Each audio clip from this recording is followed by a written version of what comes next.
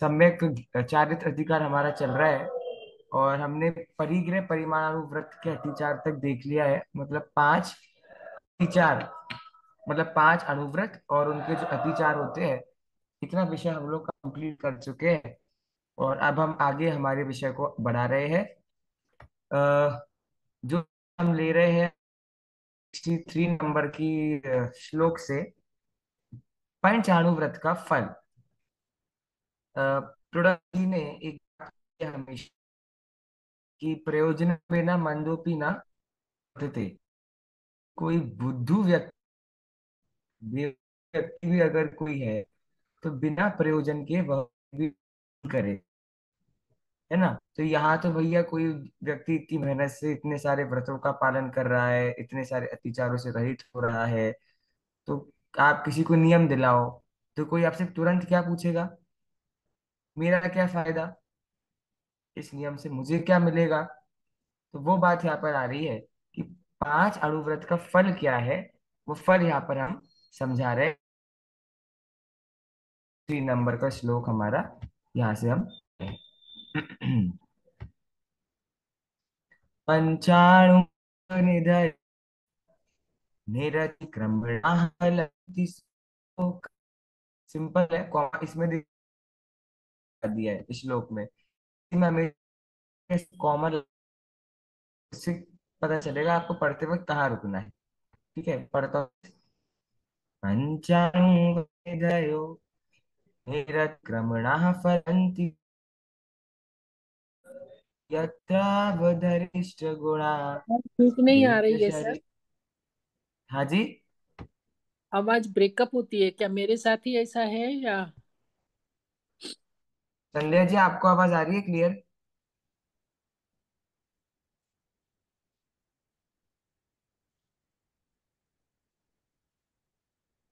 चलिए मैं बोलता हूँ, अभी सही आएगी हम्म। वॉइस। ओके। हाँ, आ रही है सर। हाँ। पंचाणु व्रत निधयो रमणाः फलन्ति सुरलोकम् यत्रावधरिष्ट गुणा दिव्य शरीरम च लभन्ते। पढ़िए प्रवीणा जी, श्लोक पढ़िए।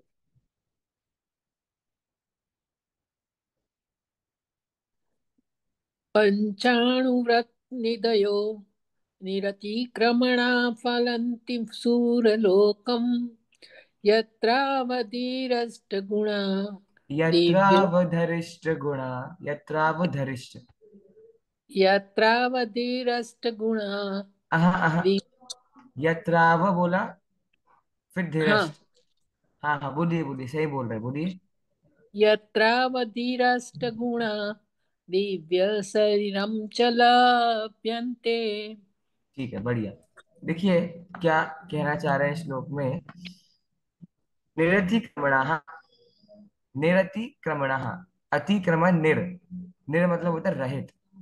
तो जो अतिचार रहित है, ऐसे पंच अणुव्रत निधयः, ऐसे पांच अणुव्रत की जो निधियां हैं, मतलब जो पांच अणुव्रत की हमने चर्चा की ना इतनी सारी, तो जो पांच अणुव्रत की निधियां हैं वह क्या है, फलंती सुरलोकम।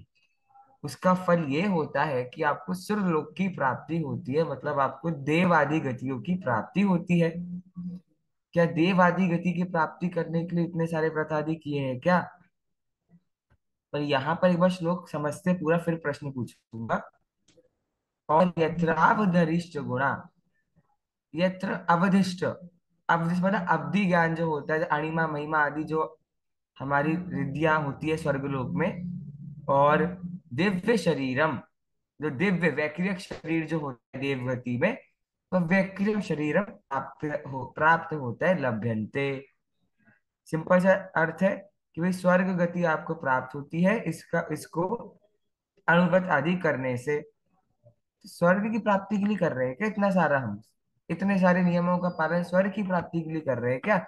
हमको तो मोक्ष जाना है, ये स्वर्ग स्वर्ग कर रहे हैं। कोई उत्तर आप देना चाहेंगे इस प्रश्न का? मेरे हिसाब से, जो भी मेरे ज्ञान में, कि आप जैसे स्वर्ग बोल रहे हैं, पर जो हमने हमारा लक्ष्य तो मोक्ष है, पर उसकी हमारा पूर्णता नहीं हुई, इसलिए हम उसके उसमें व्रतों के उसमें हमको स्वर्ग मिल रहा। तो फिर इनको ऐसा बोलना चाहिए ना कि नहीं, फल तो मोक्ष ही है, और अगर मोक्ष नहीं मिला तो स्वर्ग तो मिल ही जाएगा। पर फल आपने नहीं, जो बात हमारी बोली संध्या पूर्णता जी। नहीं ना, हमारी शक्ति कम है ना, अभी पूर्णता नहीं है, तो चलो इसलिए आप, बीच में जो ड्रॉप हाँ मतलब हाँ क्या। हाँ, सही जा रहे हो, सही जा रहे हो, सही जा रहे हो, थोड़ा थोड़ा। प्रवीणा जी, आप कुछ कहना चाहोगे? ये व्यवहार मार्ग है ना, इसका फल तो संसारी है, तो वो। तो अगर चंडन योग का पालन करना है, मतलब वो संसारी है, तो छोड़ दो चंडन योग। नहीं, पर परंपरा से मोक्ष मिलेगा। पर उसके बीच का एक स्टॉप ओवर है, जैसे संध्या जी ने कहा हाँ। कि कम से कम हमें अशुभ गति और अशुभ नाम कर्म वगैरह तो न मिले, और हम्म। आगे जाके भी रत्नत्रय का आश्रय मिले हमें। देखिए, अच्छी बात है। मैं आप दोनों की बात पे एक बात बोलता हूँ।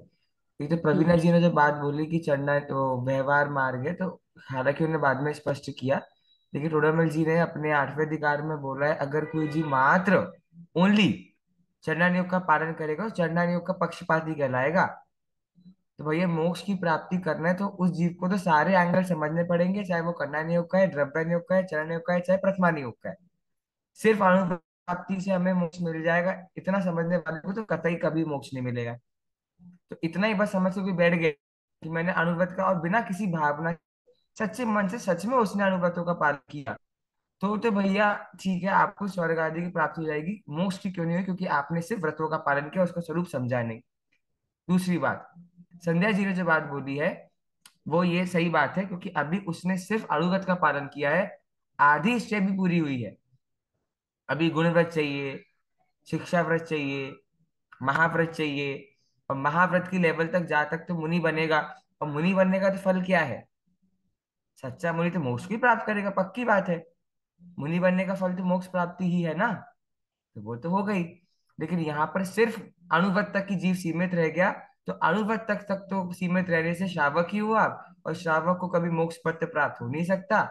तो सबसे अच्छा पद क्या है कि भैया स्वर्ग है, तो वो इसका फल हो सकता है। और आगे बढ़ते जाओगे तो मोक्ष भी मिल जाएगा। इतनी बात यहाँ पर कही गई। ठीक है, आगे बढ़ते हैं। टीका में प्रवचन आचार्य क्या कह रहे हैं। फलंती फलम प्रयच्छन्ति। फल क्या है ये पूछा। प्रयच्छन्ति, पहले के थे, किसका फल? पंचानुव्रत निदयो हो, पंचानुव्रत्य नैव निदयो निधानानि। जो आपने 5 अनुव्रत का पालन किया है ना, उनका निधान किया है, उसका फल क्या है वो बता रहे हैं। कथम भूतानि, कैसे होते हैं वो? तो निरतिक्रमणा निरतिचार। निरतिचार वो होते हैं बिना अतिचार के, अगर आप अनुव्रत का पालन करोगे तो आपको फल मिलेगा। किम फलंती, क्या मिलेगा फल में? सुरलोकम, यत्र सुरलोके लभ्यन्ते। इससे हमें सुरलोक मतलब, सुर मतलब देव, देव गति की प्राप्ति होती है। कानी, क्या होता है, कैसी होती है? अब्धिर अब्धि ज्ञानी, ज्ञानम अष्टुणा, अणिमा महिमे इत्यादि। अणिमा महिमा वगैरह तो आप पहले, हम पहले अधिकार में देख चुके हैं, है ना? तो स्वर्ग में वो सब होता है। दिव्य शरीरम च, सिर्फ अणिमा महिमा लब्धियां नहीं होंगी, रिद्धियां नहीं होंगी, साथ में सप्त धातु विवर्जितम शरीरम, शरीर भी मिलेगा, 7 धातु से निर्माण जिसका हो ऐसा शरीर मिलेगा। एतानी सर्वाणी यत्र लभ्यन्ते, यह सब कुछ हमको प्राप्त होगा अगर आप अच्छे से अणुव्रतों का पालन करोगे तो। ठीक है, चलिए आगे। वे कौन से जीव है जो पंचाणुव्रत में प्रसिद्ध हुए हैं? इस श्लोक का अर्थ आपको ही करना है, दिमाग लगा के। मैं श्लोक पाठ सिखा देता हूँ आपको, फिर आप ही इसका अर्थ करना।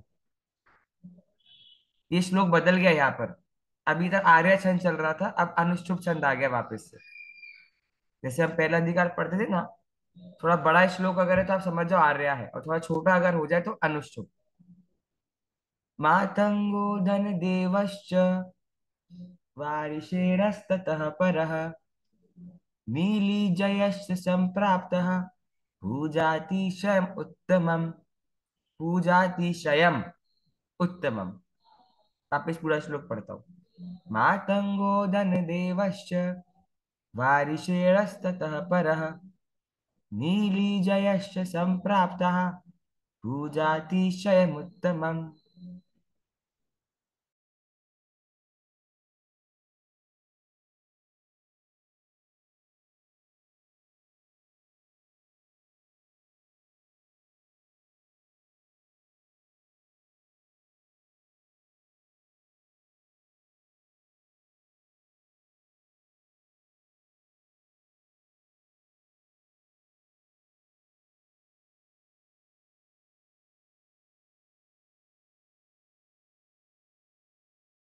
ये,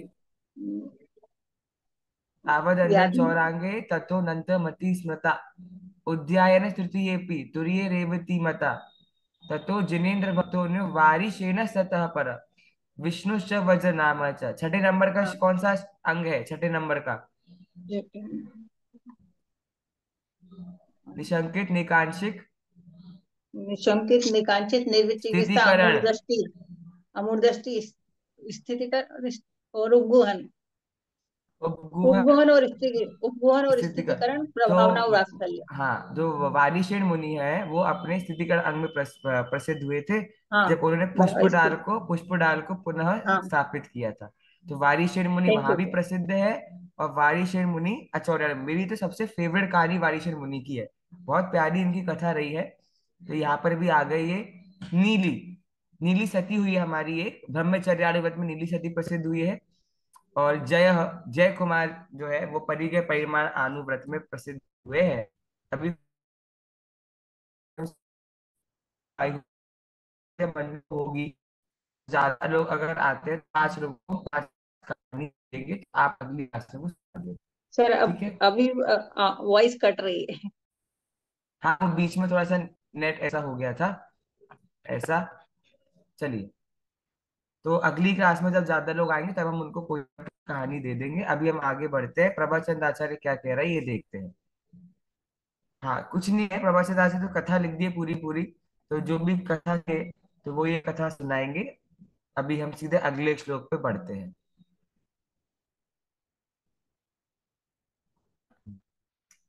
अब 5 पाप में प्रसिद्ध नाम। ये 5 पाप कहाँ से आ गए भैया बीच में? अनुवद की चर्चा चल रही है जब से, अचानक से पाप भरा विषय कहाँ से आ गया बीच में? तो बताएगा? 5 पाप कहाँ से आ गया और 5 पाप में प्रसिद्ध? भाई आपको तो हमको छोड़ना है। जो जो पांच आप कह रहे हो अनुव्रत हैं, जो वो पांच वो पाप ही तो, उनमें ही तो ये महा मतलब अनुव्रत कहलाए ना, उसमें जो प्रसिद्ध हुए या उनको अनुवद के पालन उल्टे, किया। अनुवद के हाँ, उल्टे जो होते हैं, पालन वाले तो ऊपर आ गए। हाँ, जिन्होंने बराबर अनुवद का बराबर। बहुत अच्छे से पालन किया वो तो ऊपर आ गए। ठीक है। हाँ, हिंसा और का ये अहिंसा। है ना 64 नंबर के श्लोक में। और 65 हम्म। नंबर के श्लोक में जिन्होंने उनका पालन नहीं किया, मतलब अहिंसाणुवत का पालन नहीं किया, तो हिंसा की, शैतानुवत नहीं किया, झूठ बोला। तो ऐसे प्रसिद्ध मतलब जिन्होंने बहुत बुरे बुरे कार्य करे हैं। तो प्रसिद्ध मतलब कहते हैं ना कि नेगेटिव पॉपुलैरिटी हो जाती है, गलत प्रसिद्धि जो हो जाती है। तो कुप्रसिद्धि, इसको आप इस तरीके से समझ सकते हो कि जिन्होंने अतिचारों का पालन करा भयंकर। तो जिसने अहिंसाणुवत के अतिचार का पालन किया, मतलब अतिचार जो नहीं करने चाहिए उसने वो अपने जीवन भर किया, शतरवत के अतिचार किए। तो अतिचार का पालन करने वाले जीव जो होते हैं वो यहाँ पर आ जाएंगे।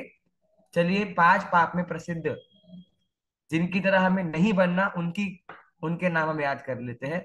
मैं श्लोक पढ़ता हूँ, सिखाता हूँ, ये भी अनुष्टुप छंद है। उसके बाद संध्या प्रवीणा जी इसमें से नाम निकालेंगी। 5। धन श्री सत्य घोषौ च तापसार तापसा तापसा पे रुकना है। तापसार उपाख्ये समश्रु नवनीतो यथा क्रमम्। धनश्री सत्य घोषौ च तापसारक्षकावपि उपाखेयास्तथा समश्रु नवनीतो यथा क्रमम्। प्रवीणा जी श्लोक भी पढ़िए और उसके बाद 5 नाम भी बताइए। अनम्यूट कीजिए पहले।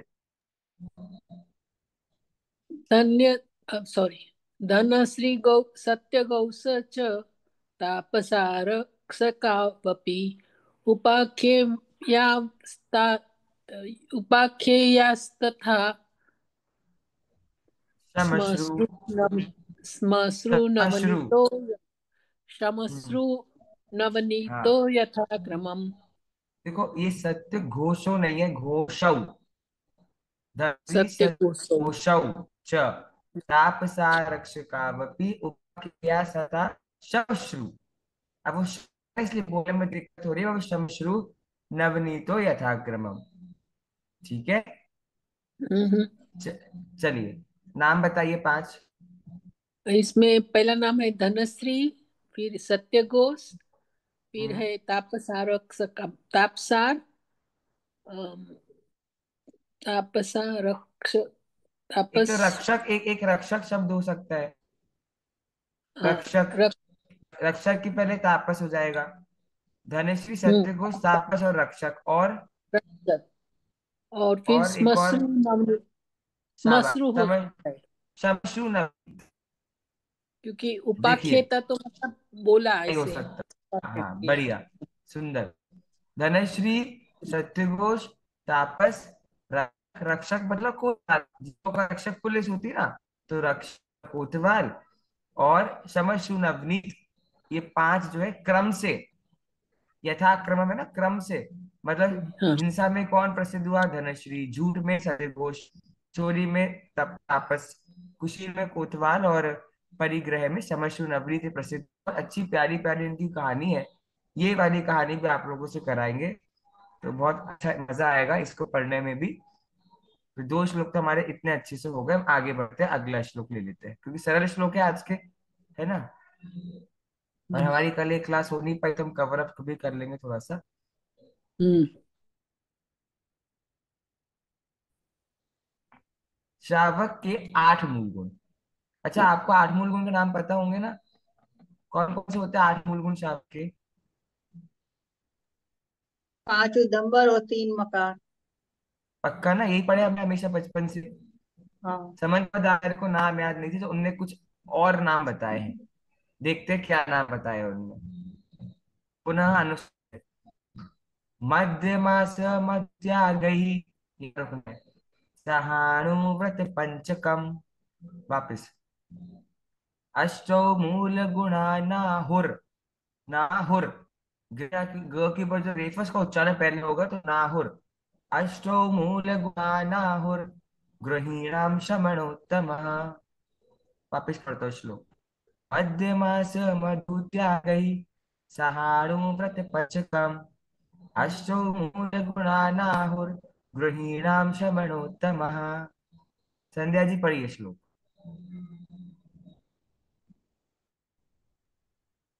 मध्यमास मधु त्यागै सहानुव्रत पंचकम।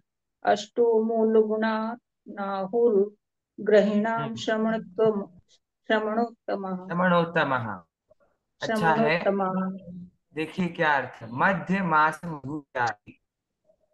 मध्य त्याग, मास त्याग, मधु त्याग, तीन ही हो गए आठ में से। सह मतलब के साथ में अणुव्रत पंचकम, जो पांच अणुव्रत हमने अभी पढ़े। अहिंसा अणुव्रत, सत्याणुव्रत, आचौर्य अणुव्रत, ब्रह्मचर्य, परिग्रह परिमाणु व्रत, ये अणुव्रत ग्रहीणाम, गृहस्थों के आठ मूल गुणाना मूल गुण कहते हैं। और कह, जो मुनि गणराज होते हैं ना, सर्वोत्कृष्ट, उनके भी होते हैं आठ मूल गुण। और जो श्रावक होते हैं गृहस्थ, उनके भी आठ मूल गुण ही होते हैं। कौन कौन से हो गए? मध्यमास मधु त्याग।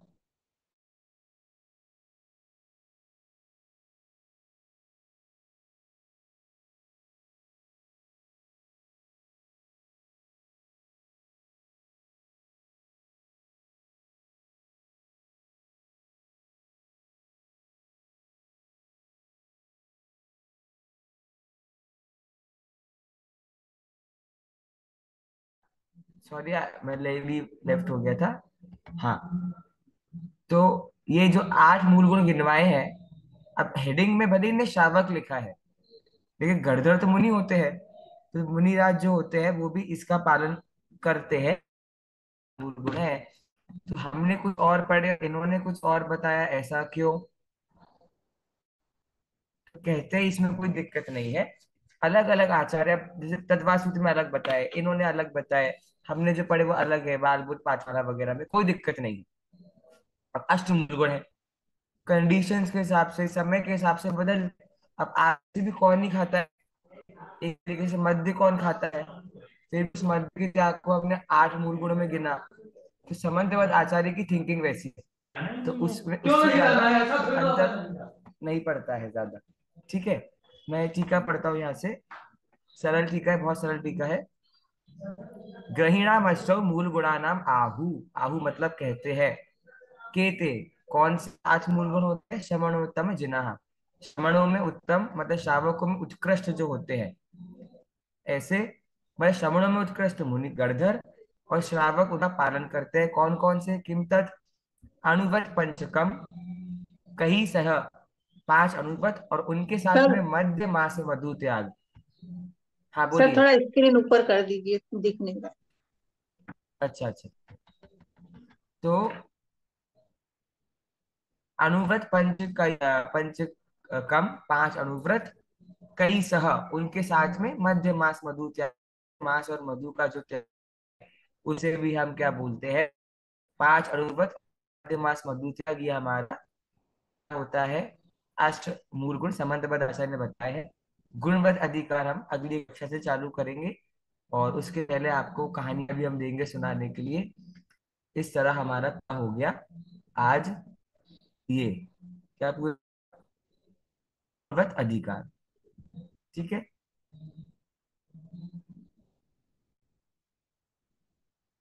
कुछ पूछना है?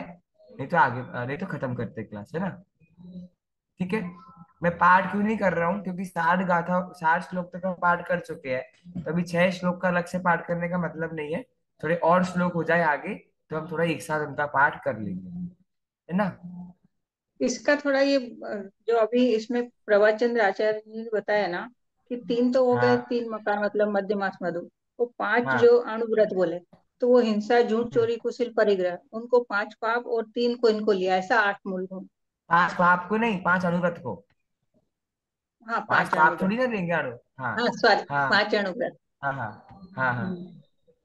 और यही अपन सर यही वो वैसे मतलब उसमें पढ़ा है कि 5 नहीं, उदंबर ये और भी 3 गलत नहीं मकार। है, वो हाँ। भी सही।